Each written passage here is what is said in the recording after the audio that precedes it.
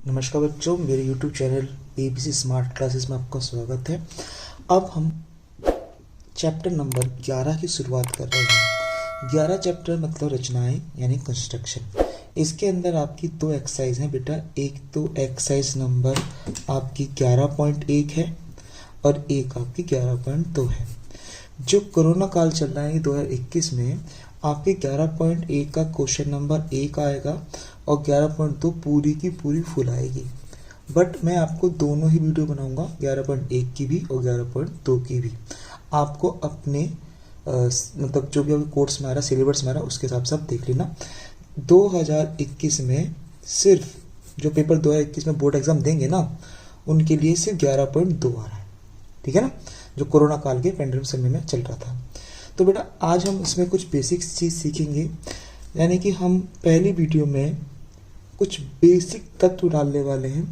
इसको आप समझोगे तो आपको 11.1 और 11.2 बहुत अच्छी तरीके से समझ में आ जाएगी। ठीक है बेटा, तो सबसे पहले हम इसमें बनाएंगे कोण। कोण कोण आप कहोगे सर कोण तो डी की सहायता से बना सकते हैं। नहीं, हम यहाँ पर डी की सहायता से कोण नहीं बनाएंगे, हम कंपास की सहायता से बनाएंगे। ये कोण बनाना आप 9वीं क्लास में सीख चुके हो। जिनको ये आता है वो इस टॉपिक को स्किप कर सकते हैं। ठीक है, पर मैं जब 11वीं का बेसिक ले रहा हूँ तो उसमें पहला पॉइंट जो है कोण बनाना होता है। कोण किस किस का बेटा? देखो, हम कोण बनाएंगे यहाँ पर 60 का, 30 का, 45 का, 90 का, 120 का और 115 का, 75 का भी। मतलब आप ध्यान से देखें तो वे सारे वही हैं जो 15 के पहाड़े में आते हैं। 15 दूनी 30, 15 तिया 45, 15 चौके 60, 15 पंजे 75, 15 छक्के 90, 15 सत्ते 120, 115, 15 अठे 120। यानी कि कुल मिलाकर हमें 15 के पहाड़े वाला कोण बनाना है। वो भी किसकी सहायता से? प्रकार की सहायता से। तो बेटा जब आप प्रकार की सहायता से एंगल बनाएं तो प्रकार को आप थोड़ा टाइट कर लें। टाइट मतलब अगर आपका प्रकार ढीला है तो फिर आप ये कंस्ट्रक्शन नहीं कर सकते। इसके लिए आपको एक तो प्रकार चाहिए और एक स्केल चाहिए, रबड़ मतलब पूरी ज्योमेट्री चाहिए। तो हम सबसे पहले यहाँ पे कुछ एंगल बनाएंगे प्रकार की सहायता से, जैसा कि कक्षा 9वीं बनाया था। वैसे भी मैं कक्षा 9वीं के जो क्वेश्चन बनाए थे उसका जो लिंक है इस वीडियो के डिस्क्रिप्शन दे दूंगा, ताकि आपको ये वाली वीडियो और वो वाली, वो मैंने बहुत डिटेल में कराया है। यहाँ पे मैं सिर्फ ओपनली कराऊंगा ताकि आपको कोण बनाना समझ में आ जाए। अगर डिटेल में देखना है तो आप 9वीं कक्षा की जो 11वीं चैप्टर था ना, उसमें डिटेल कराया था, उसका लिंक मैंने सब्सक्रिप्शन में दे रखा है, डिस्क्रिप्शन दे रखा है। आप वहां जाकर इसको देख सकते हैं। ओके, तो अब हम शुरू करते हैं angle banana with the help of scale और कंपास की सहायता से। आप पहले एक लाइन खींच लीजिए। एक लाइन खींचने के बाद कितनी मर्जी से खींच सकते हैं, इसमें कोई सेंटीमीटर नहीं बोला गया। इस पे पॉइंट बना देंगे, जैसे ए एंड बी। इस प्रकार को फिट कर लेंगे जिस तरह से आपको फिट करना है, और ये हिलना नहीं चाहिए बाद में। ठीक है, ए पर प्रकार की नोक रखकर आपको इस प्रकार से एक आर्क लगानी है। देखा आपको? आप चाहो तो पूरी लगा सकते हो, चाहो तो आप इसको आधी। मैं इसको थोड़ा फालतू लेना चाहूंगा ताकि एक बार में 2 से 3 एंगल बता सकूं। देखो बेटा, मैंने जितना यहाँ पे आर्क ली थी उतना ही प्रकार अभी भी खुला हुआ है। इसको बी यानी कि जो आपको दिख रहा है, इस पॉइंट का नाम मैं सी रख देता हूं आपके लिए, सी। इस सी पर मैं प्रकार की नोक रखकर पहला कट मारूंगा। दिख रहा है आपको? First cut. ये जो फर्स्ट कट है ये आपका 60 डिग्री का एंगल बनेगा। अगर आप इसको फुट्टे से मिलाओगे इस तरीके से तो ये आपका 60 डिग्री का एंगल बन जाएगा, और आप इसे डी से नाप भी सकते हो। बना पूरा 60 डिग्री का। ओके, अब दूसरा, ये मेरा 60 डिग्री का एंगल हो गया था। अभी मैं प्रकार बंद नहीं किया। इस पे रखकर फिर जब मैं एक चाप और बढ़ाऊंगा तो ये फिर 60 का बन जाएगा। अब 60 का ये, 60 का ये, तो टोटल कितना बन गया? 120 का। तो ये मेरा बन गया 120 का एंगल। क्या कुछ समझ में आया? बिल्कुल सही। ये 120 का एंगल बन गया। और अगर मैं इसके ऊपर रखकर एक बार और कट करूंगा तो बिल्कुल सही 60 60 60 यानी कि ये बन गया 180 का। ठीक है, तो हमने इस वाली चित्र में कितने एंगल सीखे? 3। 60 का भी सीख लिया, 120 का भी सीख लिया और 180 का भी सीख लिया। और परंतु ये बता दूं, ये एंगल यहां से यहां तक है, मतलब 60 एंगल यहां से यहां तक का है, 120 एंगल यहां से यहां तक का है और 180 एंगल यहां से यहां तक का है। ठीक है ना, रेखीय कोण के हिसाब से। ओके, आगे चलते हैं। 90 का, 45 का और 30 का। देखो बेटा, वही प्रकार मैंने खोल रखा है, मैंने यहाँ पे एक चाप लगाई। ठीक है, और इस चाप पे पहला कट कितना लगा? 60 का। ये जो 60 का एंगल है, इसको अगर मैं आधा कर दूं, क्या कर दूं बेटा? हाफ। और इसके साथ आप ये भी सीख जाओगे कि कोण का आधा कैसे करते हैं। किसी भी कोण का आधा करने के लिए आपको उस कोण को आधे से ज्यादा या फालतू भी कह सकते हो, एक चाप जहां से बना रहे वहां तक खींचोगे और एक चाप इस 60 पर रखकर बनाओगे। क्यों? जो 30 है ना, वो 60 का आधा होता है। तो यहाँ जो है 0 है, ये तुम्हारा एक तरीका, और यहाँ पे कितना? 60। तो पहला तो आप सी बिंदु पर चाप रखोगे और फिर इस बिंदु पर रखकर आपको मिलाओगे, तो ये आपका 30 का एंगल बन जाएगा।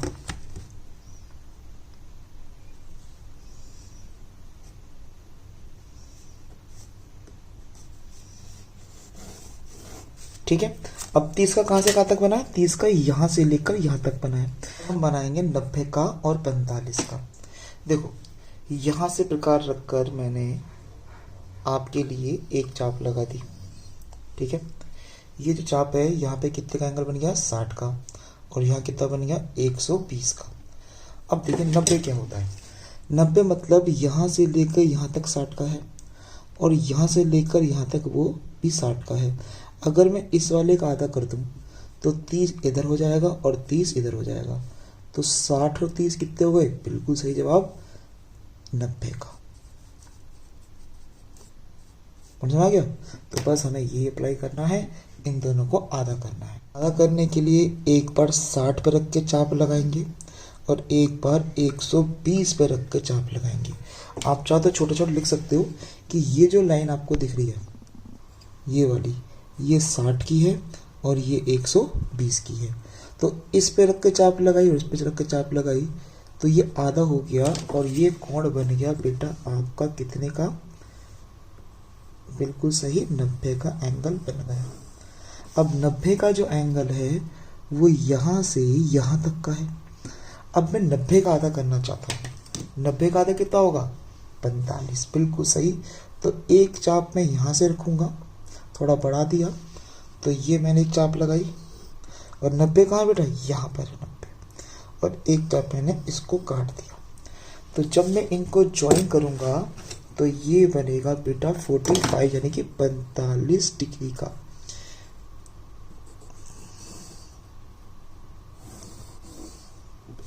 ठीक है, तो ये वाला जो एंगल है, जो लाल वाला मैं बताऊंगा अभी, this one angle is called 45 degree, यानी कि ये एंगल जो है 45 डिग्री का होगा।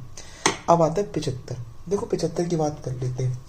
75 जो है वो 60 से बड़ा होगा और 90 से छोटा, यानी कि इसके गैप में जो 30 है, ये जो आपको वैल्यू दिख रही है, ये वाला हिस्सा जो है, ये वाला हिस्सा, ये 30 का है और 30 का आधा कितना होगा? 15। तो 15 को 60 में जोड़ दें तो कितना होगा? 75। बिल्कुल सही। अब हम यहाँ पे चाप कैसे लगाएंगे? एक को रखेंगे 60 पर, ये तो जितनी मर्जी खोल सकते हैं, आधे से ज्यादा, और एक लगाएंगे 90 पर। नहीं कट रहा, दोबारा बनाओ, मिल गया। और ये एंगल होगा आपका 75 डिग्री का। आप चाहो तो इसे अलग भी बना सकते हो, पर मैंने एक में बता दिया कि ये जो एंगल आपको दिख रहा है नीला वाला, यहाँ से यहाँ तक का, ये आपका 75 डिग्री का एंगल है। तो देखो बेटा, मैंने रफली वर्क कराया था आपको, 90 का कितना हुआ, 45 का कितना हुआ, 75 का कितना हुआ, लास्ट मैंने 30 का और 60 का बता दिया था। तो ये आपका रफली है। अगर आपको डिटेल में देखना है तो आप 9वीं क्लास की जो वीडियो मैंने बताई है 11वीं चैप्टर की, जो मैंने लिंक पे दे रखी है, उसको देख लेना, उसमें बिल्कुल फुल डिटेल दे रखा है मैंने आपको। ठीक है बेटा, ओके। अब दूसरा टॉपिक देखो बेटा, आपने एंगल बनाना सीख लिया है। अब रेखा को आधा करना भी सीख लेते हैं। किसी भी रेखा का आधा कैसे किया जाता है। आपको सिंपल एक रेखा खींचनी है। ठीक है, मैं यहाँ पे नाप के ले रहा हूँ। ये मैंने 6 सेंटीमीटर की रेखा ले ली आपके लिए, थोड़ा फालतू हो गया, चलो 6 से हम जगह 8 ले लेते हैं। ठीक है, इसका आधा वैसे तो 4 है, परंतु मुझे इसको हाफ करना है with the help of compass. किसी भी चीज़ को अगर हमें समद्वि भाजित करना होता है तो उसके पहले 2 पॉइंट ले लीजिए। इस वाले पॉइंट को मैंने काम करा, इसका नाम लिया ए और इसका नाम लिया मैंने बी। तो आपको क्या करना है, किस बी पर पॉइंट रखकर अंदाजे से आधे से ज़्यादा खोलना है। अब अंदाजा क्या होता है, देखो अंदाजा आसपास यहाँ होगा आधा, उससे ज़्यादा खोलना है। तो आप इतना भी खोल सकते हो, इतना भी खोल सकते हो, इतना भी खोल सकते हो, इट्स चॉइस। फालतू भी खोल सकते हो, पर आधे से ज़्यादा होना चाहिए। पर इतना मत खोल देना कि वो कॉपी के बाहर चला जाए, इसलिए अंदाजे से आधे से ज़्यादा मैंने खोल लिया। ठीक है, हो गया ये। तो पहले मैं बी पे रखकर इसको एक साथ लेफ्ट में लूँगा और एक बार राइट से लूँगा। ठीक है, फिर उतनी ही चाप जो आपने छोटी बड़ी नहीं करी है उसको देखकर एक चाप उस पहली वाले को काटेंगे, ऐसे नीचे वाले को काटेंगे, और चाहे दोनों कट रहे हैं उनको हम मिला देंगे।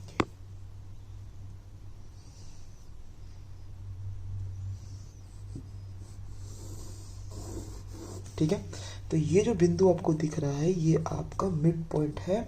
आपको इसको फुट्टे की मदद से नाप भी सकते हो। एक्सिट 4 सेंटीमीटर पे कट कर रहा है। क्या पॉइंट समझ में आ गया। अब देखें कोण को आधा कैसे करना। वैसे तो कोण बनाना मैंने भी आधा करना सिखा दिया था, फिर भी एक बार कोण बनाना देखते हैं उसको आधा कैसे करते हैं। बट देखो, पहले मैंने यहाँ पे कोण बना दिया और ये बन गया मेरा 60 का। किसी भी कोण को आधा करने के लिए आपको क्या करना है, दोनों तरफ नहीं लेते थे इसके अंदर, दिख रहा है आपको। हम यहाँ पे दोनों तरफ लेंगे, सिर्फ वन साइड लेंगे। यहाँ पे आधे से ज़्यादा खोलेंगे जितना भी मर्जी, एक चाप नीचे से और एक चाप इसको आधा करना है, वहाँ से इसको कट करेंगे। और जब आप ज्वाइन करोगे तो वो वाला जो एंगल आपने वहाँ बनाया है ये उसका आधा पोर्शन कहलाएगा। और ये मैंने पहले भी सिखा दिया था, तो आप जो उसे इग्नोर भी मार सकते हो। ओके भाई। बेटा इस टॉपिक का लास्ट है समांतर रेखा कैसे बनाए प्रकार की सहायता से। देखो बेटा, अगर आपको कभी भी कोई समांतर रेखा बनानी है तो मैं आपको एक रफली काम करा, मैंने एक रेखा बनाई और उसके ऊपर एक रेखा इस तरीके से ड्रॉ कर ली। ठीक है, मुझे इस रेखा के समांतर एक रेखा और बनानी है, तो कैसे बनाएंगे। तो पहले आप एक पॉइंट बनाओ, कहाँ से बनानी है। आपने कहा यहाँ पॉइंट से बनानी है, आपको बी पॉइंट समांतर रेखा बनानी है हमें इसके पैरेलल। तो क्या करेंगे, सबसे पहले आप इसको एक चाप में कन्वर्ट करेंगे अपनी मर्जी से। एक चाप ए पे रख के लगाएंगे, दिख रहा है आपको, और एक चाप उसी साइज में बी पे रख के लगाएंगे। ठीक है बेटा, अब देखो यहाँ पे लाइन पूरी नहीं थी तो हम इसको पहले थोड़ा सा आगे बढ़ा देते हैं। बढ़ गया। अब देखिए क्या करना है, यहाँ से इस चाप की लंबाई को नापना है, ठीक है ये, और उतना ही यहाँ पर भी काट लेना है। कैसे दोबारा बताऊँ, पहले यहाँ पर रख के उसको नाप कर और उतना ही इसको नापेंगे और बी से इसको मिला देंगे।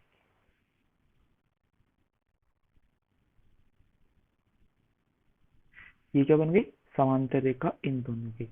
एग्जाम्पल ले लेते हैं, 8.5 सेंटीमीटर को 3:5 में विभाजित करो। कैसे करेंगे, सबसे पहले आप स्केल की सहायता से 8.5 एक रेखा खींच लेंगे।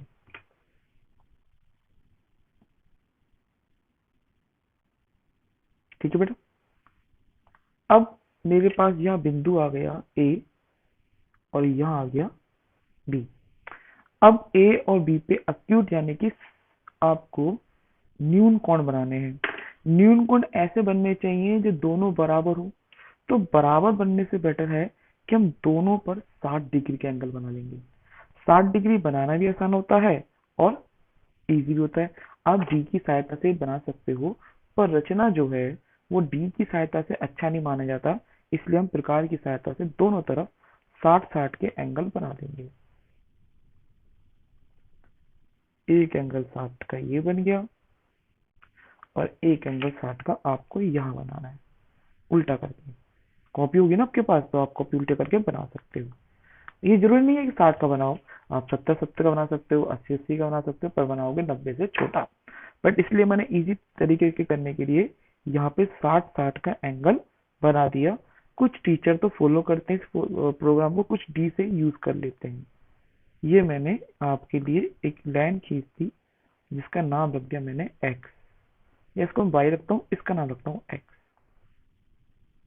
अब तुम बोलोगे ये क्यों करा रहे हो भाई, जब रचना के पद लिखेंगे तो ये चीजें जरूरी होगी कि ये एक्स क्या है और वाई क्या है। ठीक है। अब प्रकार की सहायता से हमें कितने बनाना है बेटा, 3 और 5 बनाने हैं। पहले 3 है और दूसरा 5 है, तो आपको ए पर भी 3 चाप लगानी है और बी पर 5 चाप लगानी है। तो कैसे लगाएंगे, ए पर 3, क्योंकि पहला ए है ना, इस पे 3 चाप लगाएंगे। ए मतलब पहला, बी मतलब दूसरा। तो हम जो चाप लगाएंगे उसे ध्यान से देख लेना। एक बार खुल गया तो उसे फिक्स मान लेना, अब इसे हिलाना नहीं है। बन गया एक चाप। इस पर रखेंगे दूसरी, 2 चाप। इस पर रखेंगे 3 चाप। तो आप कहोगे 3 ही बोला था, कोई बात नहीं, आप एक्स्ट्रा भी ले सकते हैं। ये लो मैंने ले ली 4 चाप। तो मुझे 3 से ही काम है, तो मैं एक्स्ट्रा करके क्या फायदा। अब यहाँ पे कितनी चाप लेंगे, 5 चाप लेंगे। जितनी यहाँ थी उतनी ही लेंगे बेटा। यहाँ पे देखो, 1 चाप, 2 चाप, 3 चाप, 4 चाप और 5 चाप। अगर आपको लग रहा है ये बाहर जा रही है तो चाप को थोड़ा छोटा कर लेंगे इस तरीके से, तो छोटे छोटे चाप बन जाएगी। अब इनका नाम लिखेंगे बेटा। ये हो जाएगा A1, A2, A3, A4। ये बनेगा B1, B2, B3 और B4। ठीक है बेटा। अब क्या है, पहले कितने थे, 3, तो ए का 3 लेना है आपको, यहाँ पे दिख रहा है, और बी के 5 लेना है। मैं B5 लिखना भूल गया, यहाँ पे B5 डाल देते हैं, इसको थोड़ा सा बड़ा कर देते हैं। सारा काम करना है स्केल से और साफाई से, क्योंकि ये कंस्ट्रक्शन है। ठीक है बेटा। B5, अब A3 और B5 को मिला देंगे। समझ गया। अब ध्यान से देखो, ये टुकड़ा छोटा लग रहा है आपको और ये टुकड़ा बड़ा लग रहा है ना। और इस बिंदु का नाम रख देंगे हम सी। ये है 3, ये है आपका 5 हिस्से। ठीक है। तो ये तो हो गया आपके पहले क्वेश्चन की थोड़ी सी प्रैक्टिस, समझ में आ गई। अब एक बार क्वेश्चन हम बुक वाला कर लेंगे तो ये आपको बहुत अच्छे से समझ में आ जाएगा। अब बात करते हैं सिमिलर ट्रायंगल किस तरह से बनते हैं। अब त्रिभुज बनाना जो है वो हमने क्लास 8 में सीखा था। आप कहोगे यार सर क्लास 8 वाले तुम भूल गए। कोई प्रॉब्लम नहीं है, मैं आपको बिल्कुल अच्छी तरीके से समझाऊंगा। इसमें कोई प्रॉब्लम नहीं है कि समरूप त्रिभुज कैसे बनाना है। इसमें पहला काम है त्रिभुज बनाना। त्रिभुज बनाने हैं या तो वो आपको तीनों भुजा देगा, क्वेश्चन कौन देगा, क्वेश्चन देगा, या 2 भुजा और एक कोण देगा, या थर्ड में एक भुजा और 2 कोण देगा। पॉइंट समझ रहे हो। मतलब ये कि आपको ट्रायंगल बनाने के लिए या तो तीनों भुजा दे रखा होगा, या 2 भुजा और एक कोण दे रखा होगा, या एक भुजा और 2 कोण देगा।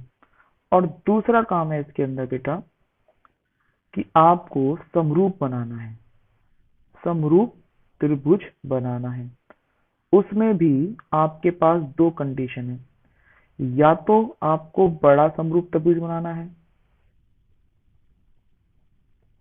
या फिर छोटा समरूप त्रिभुज बनाना है।